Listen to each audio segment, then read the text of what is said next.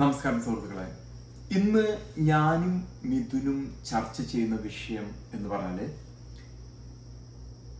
MOU, memorandum of understanding. അത് പാകിസ്ഥാന്റെയും ഖത്തറിന്റെയും മധ്യസ്ഥതയിൽ ഇറാനും അമേരിക്കയും തമ്മിൽ ഒരു ധാരണ. ആ ധാരണ മുന്നോട്ടുള്ള അവരുടെ എന്തൊക്കെയായിരിക്കും അവരവിടെ ചെയ്യാൻ പോകുന്ന യുദ്ധം എങ്ങനെ അവസാനിപ്പിക്കാം എന്നുള്ളതിനെ കുറിച്ചായിരുന്നു അവർ ചർച്ച ചെയ്തത്.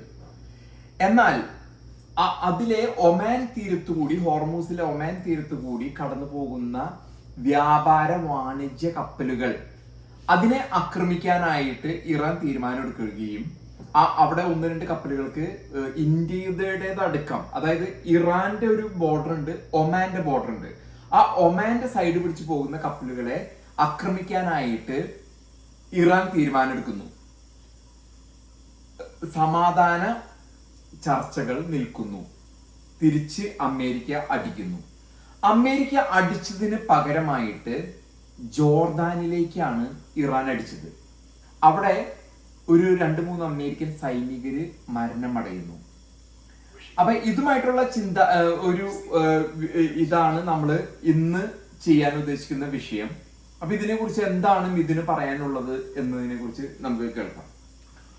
വളരെ സങ്കീർണമായ യുദ്ധത്തിലേക്കാണ് നമ്മൾ കിടക്കുന്നത്. കാരണം ഞാനിത് പക്ഷേ എൻ്റെ ജീവിത കാലഘട്ടത്തിൽ കണ്ട അഫ്ഗാനിസ്ഥാൻ യുദ്ധം, ഇറാൻ യുദ്ധം പോലെയല്ല ഈ ഇറാൻ യുദ്ധം കിടക്കുന്ന അമേരിക്കയും ഇറാന്റെ യുദ്ധം എന്ന് പറയുന്നത്. കാരണം ഈ യുദ്ധത്തിൽ ഇരു രാജ്യങ്ങളും പൂർണ്ണമായിട്ടും ഇടപെടുന്നില്ല. അമേരിക്കയുടെ ഉദ്ദേശം എന്ന് പറയുന്നത് മെയിനായിട്ട് നോ ബൂട്ട്സ് ഓൺ ഗ്രൗണ്ട്. അമേരിക്കയുടെ സൈനികരെ മണ്ണിൽ ഇറക്കാൻ അമേരിക്ക ആഗ്രഹമില്ല.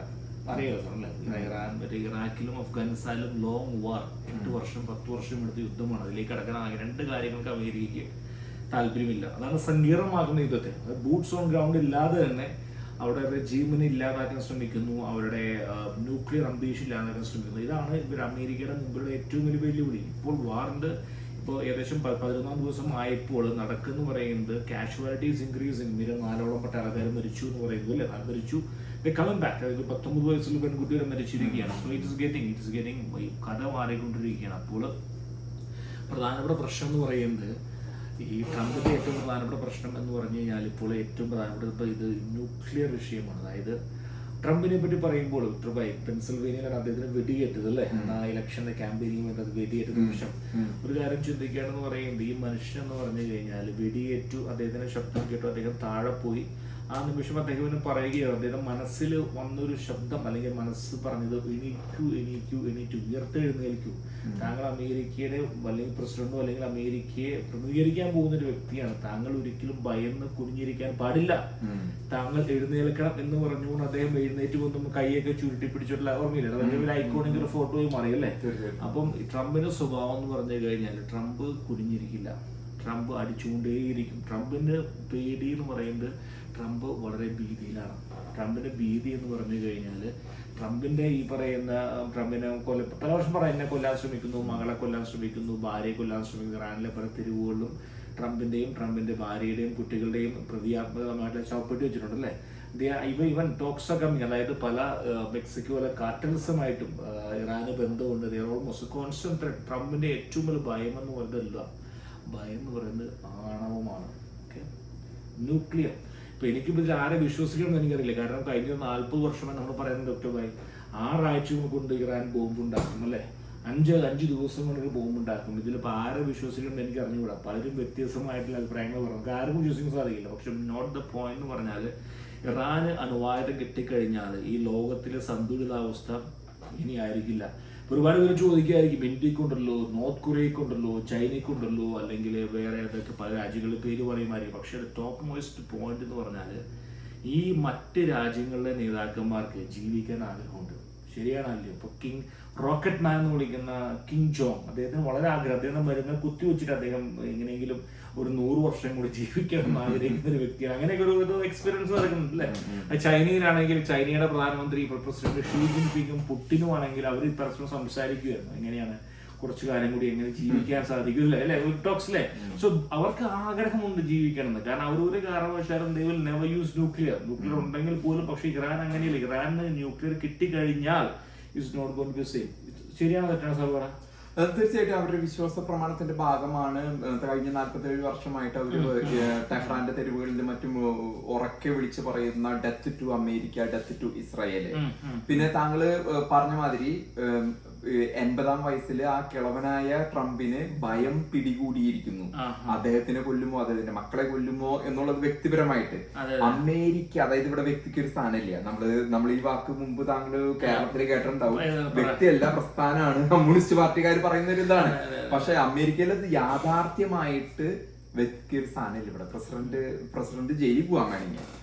പക്ഷെ പ്രസിഡന്റിന്റെ വ്യക്തിപരമായിട്ടുള്ള ഭയം, അതിനൊന്നും ചെയ്യാൻ പറ്റില്ല. പക്ഷെ അമേരിക്ക എന്ന പ്രസ്ഥാനത്തിന് അതിൻ്റെതായ രഹസ്യാന്വേഷണ വിഭാഗവും ഇന്റലിജൻസും മിലിറ്ററിയും അതിന്റെ ഡിപ്ലോമാറ്റിക് ഇതും സ്റ്റേറ്റ് ഡിപ്പാർട്ട്മെന്റും എല്ലാം ഉണ്ട്. അപ്പൊ ഒരു മുൻ പ്രസിഡന്റിന് എന്തെങ്കിലും ഒരു ത്രെറ്റ് വന്നിട്ടുണ്ടെങ്കിൽ തീർച്ചയായിട്ടും ട്രംപ് എന്തെങ്കിലും പറയുന്നത് പോലെയല്ല. അതിനെക്കുറിച്ച് കൃത്യമായിട്ട് ഇത് ചെയ്യും. പിന്നെ നമ്മൾ പറയേണ്ട കാര്യം ബൂട്ട്സ് ഓൺ ഗ്രൗണ്ടിനെ പറ്റി താങ്കൾ പ്രതിപാദിച്ചിരുന്നു. Boots on ground America experience ചെയ്തിരിക്കുന്നത് ഇന്നൊന്നിലല്ല. 2ാം ലോക മഹായുദ്ധത്തിൽ പേൾ ഹാർബറിൽ, JP പേൾ ഹാർബർ, ഹവായിൽ നമ്മൾ കണ്ടിരിക്കുന്ന പേൾ ഹാർബറിൽ അന്ന് നടന്ന ആക്രമണത്തിന് ശേഷം ജപ്പാൻ അടിച്ചൊതുക്കിയ ഹിരോഷിമയിലും നാഗാസാക്കിയിലും ആണവായുധം പ്രയോഗിച്ചു. അതല്ലെങ്കിൽ 2ാം ലോക മഹായുദ്ധത്തിൽ ഒരു 60,000-70,000 പട്ടാളക്കാർ മരിച്ച് അമേരിക്ക രക്തം കണ്ടിട്ടുണ്ട്. അവിടെ അതിനുശേഷം കൊറിയൻ വാറിൽ കണ്ടിട്ടുണ്ട്. അതിനുശേഷം വിയറ്റ്നാം വാറിൽ കണ്ടിട്ടുണ്ട്. അതിനുശേഷം ഇറാഖ് അഫ്ഗാനിസ്ഥാൻ വാറിൽ അമേരിക്ക രക്തം കുറെ കണ്ടിട്ടുണ്ട്. അമേരിക്ക അടിച്ചടിച്ച് നിൽക്കുന്നത് നാളത്തെ വലിയ യുദ്ധത്തിന് വേണ്ടി തയ്യാറെടുപ്പാണ് അമേരിക്ക ചെയ്യുന്ന കാര്യം. അപ്പോ ട്രംപ് എടുത്തു ചാടിപ്പോ വിചാരിച്ചില്ല ഇത് ബൂട്ട്സ് ഓൺ ഗ്രൗണ്ട് ഇല്ലാണ്ട് തീർക്കാമെന്ന് ട്രംപിനോട് ആരോ പറഞ്ഞു. പക്ഷെ ബൂട്ട്സ് ഓൺ ഗ്രൗണ്ട് വരുമ്പോ അവരുടെ മണ്ണാണ്. ഞാനൊരു അമേരിക്കൻ മിലിറ്ററിയിൽ പ്രവർത്തിച്ച വ്യക്തിയാണ്. തീർച്ചയായിട്ടും അവർക്ക് കാരണം ഈ പറഞ്ഞ മാതിരി 18, 19, 17, 18, 19 വയസ്സുള്ള കുട്ടികളാണ് അന്ന് ഇറാഖിലും അഫ്ഗാനിസ്ഥാനിലും ഒട്ടനവധി IED ഇംപ്രൊവൈസ്ഡ് എക്സ്പ്ലോസീവ് ഡിവൈസ്. താങ്കൾ അത് ഓർമ്മിപ്പിച്ചപ്പോ എനിക്ക് വേറൊരു കാര്യം അതിനോട് കൂട്ടിച്ചേർക്കാം. ഞാൻ മുമ്പത്തെ ഒരു വീഡിയോയിൽ പറഞ്ഞിരുന്നു, ഈ ഇറാൻ അടിക്കേണ്ടത് ബിൽ ക്ലിന്റൺ അടിക്കേണ്ടതായിരുന്നു. അടിച്ചില്ല. കാരണം ബിൽ ക്ലിന്റൺ എൻഗേജ്ഡ് ആയിരുന്നില്ല ഒന്നിലും. അത് കഴിഞ്ഞ് ജോർജ്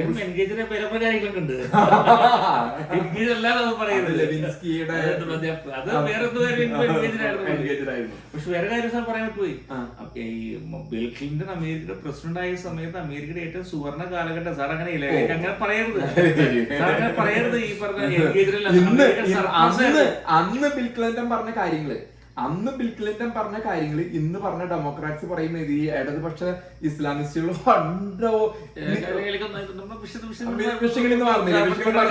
അതിനുശേഷം ജോർജ് ബുഷ് വന്നിട്ട് ഇറാഖിനെ ആദ്യം അഫ്ഗാനിസ്ഥാൻ അടിക്കേണ്ടി വന്നു. ബിൻ ലാദൻ അന്വേഷിച്ച് പോയിട്ട് ടോറാബോറ കുന്നുകൾ അടിച്ചു. ബിൻ ലാദൻ കടന്നുപോയി. അത് ബുഷിന്റെ അറിവോടെയുള്ള പാകിസ്ഥാനിലേക്ക് കടന്നുപോയി. പർവേസ് മുഷാറഫ് ആയിരുന്നു പാകിസ്ഥാന്റെ പ്രസിഡന്റ്. അവിടെ ഒളിപ്പിച്ചു കൊടുത്തു. അബോട്ടാബാദില് അവിടെ ഒളിപ്പിച്ച് 10 കൊല്ലം നിന്നു. 2011-10 ഒബാമ വന്നിട്ടാണ് ഒസാമ ബിൻ ലാദനെ കൊല്ലാൻ കിട്ടിയത്, പാകിസ്ഥാനിൽ നിന്ന് പിടിച്ചു കൊന്നത്. അവിടെ അന്ന് ഇറാഖ് യുദ്ധം ഉണ്ടായിരുന്നു. അഫ്ഗാനിസ്ഥാൻ കഴിഞ്ഞ് ഇറാഖിൽ സദാം ഹുസൈൻ്റെ വെപ്പൺസ് ഓഫ് മാസ് ഡിസ്ട്രക്ഷൻ ഉണ്ടെന്നും പറഞ്ഞിട്ട് അവിടെ കയറി 2003. അത് ട്രംപ് ചെയ്തത് വലിയ തെറ്റാണ്. ആ യുദ്ധം സത്യത്തിൽ ഇറാൻ അറിയായിരുന്നു. അന്ന് ബുഷ് ഉപയോഗിച്ച പദം താങ്കൾക്ക് ഓർമ്മയുണ്ടാവും, ആക്സിസ് ഓഫ് ഈവിൾ. അന്ന് നോർത്ത് കൊറിയനെ താങ്കൾ പ്രതിപാദിച്ചത് കിം ജോങ് ഉന്നിന്റെ ബാപ്പയായിരുന്നു. അന്ന് ബാപ്പേനെയും ഇറാനെയും കൂട്ടിക്കെട്ടിട്ട് ആക്സിസ് ഓഫ് ഈവിൾ എന്ന് വിളിച്ചു. അപ്പൊ അതിന്റെ അർത്ഥം അദ്ദേഹത്തിന് യുദ്ധത്തിന് അങ്ങോട്ട് ഇറങ്ങുക. ജോർജ് ബുഷ്, മകൻ ബുഷിനെ ഞാൻ പറയണേ, ഇറങ്ങിയ എല്ലാവരും അടിക്കുക. അത് ഇറാൻ അറിയായിരുന്നു. ഇറാഖില് ജയിച്ചാല് അടുത്തത് ഇറാനിൽ വരുന്നുള്ളത് ബുഷിന് അറിയായിരുന്നു, അല്ല ഇറാൻ അറിയായിരുന്നു. അതുകൊണ്ട് ഇറാഖ് ഒരു ഷിയ രാഷ്ട്രമാണ്. ഇറാൻ പോലെ ഭൂരിപക്ഷ ഷിയ രാഷ്ട്രമാണ്. പക്ഷെ അവിടെ ഭരിച്ചിരുന്ന സദാം ഹുസൈൻ എന്ന സുന്നിയായിരുന്നു. ആ ഒരു ഇതിലേക്ക് IED സപ്ലൈ ആയിരുന്നു അന്ന് ഇറാന്റെ പണി. അത് ചെയ്തില്ലായിരുന്നുണ്ടെങ്കിൽ അന്ന് ഇറാന് ജോർജ് ബുഷിന്റെ അടി കിട്ടിയാനെ. അവിടെ നിന്ന് വഴുതിമാറി ഒബാമയിൽ വന്നു, ഒബാമയിൽ നിന്ന് വീണ്ടും ട്രംപില് വന്നു, ട്രംപ് വിട്ടു, ട്രംപ് ഒരു സുലൈമാനിനെ കൊന്നു, അവിടെ നിന്ന് ബൈഡനിൽ വന്നു, ബൈഡനിൽ നിന്ന് വീണ്ടും ട്രംപിലേക്ക് എത്തിയിരിക്കുകയാണ്. ഇനി താങ്കൾക്ക് പറയാം. നമുക്കിപ്പോൾ പ്രേക്ഷകർക്ക് അറിയാൻ ആഗ്രഹിക്കുന്ന കാര്യം എന്ന് പറയുന്നത് അണുവായുധത്തെ ചുറ്റിപ്പറ്റിയിട്ട് അണുവായുധം കെട്ടുക എന്നുള്ളത് ഇറാനെ കിട്ടിക്കഴിഞ്ഞാൽ കാര്യങ്ങൾ സന്തുലിതാവസ്ഥ ഒരേപോലെ ആരെങ്കിലും മനസ്സിലാക്കി. ഇനി പറയേണ്ടതെന്ന് പറയുന്നത് യുദ്ധം 10-ാം ദിവസം കടന്നിരിക്കുകയാണ്. യുദ്ധം കലുഷിതമായിരിക്കുകയാണ്. മധ്യപൂർവേഷ്യയുടെ സ്ഥിതി ഫെബ്രുവരി മാർച്ച് മാസത്തിലേക്ക് പോലെ കടക്കാൻ പോവുകയാണ്. ഇന്നിപ്പോൾ ഞാൻ കാണുമ്പോൾ കണ്ടത് എയർ ഫ്രാൻസ് റിയാദിലേക്കും ദുബായിലേക്കുമുള്ള വിമാന സർവീസുകൾ അനിശ്ചിത കാലത്തേക്ക് നിർത്തിവെച്ചിരിക്കുകയാണ്. എയർ ഫ്രാൻസ് യൂറോപ്യൻ കാരിയറാണ്. അതുപോലെ തന്നെ അതിന് ചുറ്റുപറ്റിക്കൊണ്ട് മറ്റുള്ള എയർലൈൻ കമ്പനികളും മധ്യപൂർവേഷ്യ ഒറ്റപ്പെടുത്താൻ പോവുകയാണ്. വരുന്ന ദിവസങ്ങൾ ഒരു പക്ഷേ അൺലെസ് ആൻഡ് അണ്ടിൽ ഇറാൻ ഒരു സമാധാന കരാർ പ്രതീക്ഷിക്കുകയേ വേണ്ട അമേരിക്കയുടെ ഭാഗത്ത്. കാരണം MOU സൈൻ ചെയ്യുക ഈ പരിപാടിയിൽ നിന്ന് പോകുന്നില്ല. America is going to finish a job. അതിന് ഏറ്റവും ഒരു ഉദാഹരണം എന്ന് പറയുന്നത് ഇസ്രായേലിനോട് അമേരിക്ക മാറി നിൽക്കാൻ ആവശ്യപ്പെട്ടിരിക്കുകയാണ്. കാരണം ഇസ്രായേലിലേക്ക് ഇതുവരെ മിസൈൽസ് പോയിട്ടില്ല. ശ്രദ്ധിച്ചോ, ജോർദാനിൽ പോയി, കുവൈറ്റിൽ പോയി, ഖത്തറിൽ പോയി, സൗദിയിൽ പോയിട്ട് പോലും ഇസ്രായേലിലേക്ക് ഒരു മിസൈൽ പോലും പോയിട്ടില്ല. കാരണം ഇസ്രായേലിനോട് പറഞ്ഞിരിക്കുകയാണ് വളരെ വ്യക്തമായിട്ടും യു ലീവ് അസൈഡ്, ഓക്കെ, ഈ ഭാഗത്തേക്ക് വരണ്ട. കാരണം എന്ന് പറഞ്ഞാൽ ഇന്റൽ കിട്ടിയിരിക്കുകയാണ് ഇസ്രായേലിനെതിരെ സിറിയയും ഒരുപക്ഷെ തുർക്കിയും ആക്രമിച്ചേക്കാം എന്നുള്ള ഇന്റൽ കിട്ടിയതുകൊണ്ട് ഇറാഖിനോട് തൽക്കാലത്തേക്ക് മാറി നിൽക്കാൻ ആവശ്യപ്പെട്ടിരിക്കുകയാണ്. അമേരിക്ക തന്നെ തീർക്കാൻ പോവുകയാണ്. ഇപ്പോൾ എനിക്ക് അറിവ് പ്രകാരം പറയുകയാണെങ്കിൽ B2 ബോംബേഴ്സ് മിസൂറിയിൽ നിന്ന് പറക്കാൻ തയ്യാറെടുത്തിരിക്കുകയാണ്. പിക്കാസ് മൗണ്ടനിൽ ബോംബ് ഇടാനായിട്ട്. ഒരു പക്ഷെ എപ്പോൾ വേണമെങ്കിലും സംഭവിക്കാം. കലുഷിതമായിരിക്കുകയാണ്. സംഭവിക്കാൻ ലോഡ് റെഡി ആയിട്ടിരിക്കുകയാണ് B2 ബോംബേഴ്സ്. അത് ചെന്ന് കഴിഞ്ഞ് ഇട്ട് കഴിഞ്ഞാൽ അമേരിക്കയുടെ പരിപാടി എന്ന് പറയുന്നത് America believe in mass destruction, brick and motors. അതായത് കെട്ടിടങ്ങൾ തകർക്കുക, പാലങ്ങൾ തകർക്കുക, എല്ലാം തകർക്കുക. ഇസ്രായേൽ എന്ന് പറയുന്നത് നോ ഡിസ്ട്രക്ഷൻ. ഇസ്രായേൽ തകർക്കുന്നില്ല, അവർ ഗാസയിലേക്ക് തകർക്കുകയല്ല. ഇസ്രായേലിന്റെ ഓപ്പറേഷൻ മൊറാനി എന്ന് പറയുന്നത് ടാർഗറ്റ് അസാസിനേഷൻ, അതായത് ലീഡേഴ്സിനെ തകർത്ത് കളയുക. അവർക്ക് എല്ലാവരും ആര് എവിടെ നിന്നൊക്കെ വളരെ വ്യക്തമായിട്ട് അറിയാം. അവർ 1 by 1. അപ്പം അതുകൊണ്ട് രണ്ടുപേരും വെവ്വേറെ രീതിയാണ്. ടാർഗറ്റ് അസാസിനേഷനിലേക്ക് ഇപ്പോൾ കടക്കുന്നില്ല. എൻ്റെ അറിവിൽ അവിടെ ഒരു പക്ഷേ അവിടെ ഒരു പക്ഷേ ഒരു ആഭ്യന്തരമായിട്ട് ഒരു കലാപം നടക്കാനുള്ള സാധ്യത കൂടി അമേരിക്ക കാണുന്നുണ്ട്. ലക്ഷ്യം ഇപ്പൊ അറാച്ചി എന്തൊക്കെയോ പറയണ്ടേ, റാച്ചിനെ കൊല്ലുന്നൊക്കെ പറഞ്ഞല്ലേ. ഒരുപക്ഷെ വരും ദിവസം അറാച്ചിയുടെ നേതൃത്വത്തിൽ ഒരു പക്ഷേ ഒരു സംഘം അമേരിക്ക ഒരു വ്യക്തിയെ തേടുകയാണ് അവിടെ ഇറാനിൽ ഒരു വ്യക്തി മുന്നോട്ട് വരുമ്പോൾ പ്രതീക്ഷിച്ചിരിക്കുക. അതിന് വേണ്ടിയാണ് അമേരിക്ക ബോംബിട്ടുകൊണ്ടിരിക്കുന്നത്. വരും ദിവസം കലുഷിതമായിരിക്കും ഈ യുദ്ധം. ഒരു പക്ഷേ നിങ്ങൾ ചിന്തിക്കുന്ന പോലെ ആയിരിക്കില്ല, സങ്കീർണമായിരിക്കുകയാണ്. ഞങ്ങൾക്ക് പോലും ശരിക്കും പറഞ്ഞാൽ വെറീഡാണ്. കാരണം ഞങ്ങൾക്ക് പോലും ഇത് ഇൻഫ്ലേഷൻ കൂടുകയാണ്, ജോലി ഭാരങ്ങൾ ഒരുപാടുണ്ട്. എല്ലാവരും മധ്യപൂർവേഷ്യൻ സഹോദരങ്ങൾക്ക് മാത്രമല്ല ഇതിൻ്റെ ഒരു ഭാരം എന്ന് പറയുന്നത് ലോകം മുഴുവൻ ഇതൊരു വലിയൊരു കെടുതിയായി മാറും. ഒരു പക്ഷേ എന്തായിത്തീരും പ്രതീക്ഷിക്കാം. ഞാൻ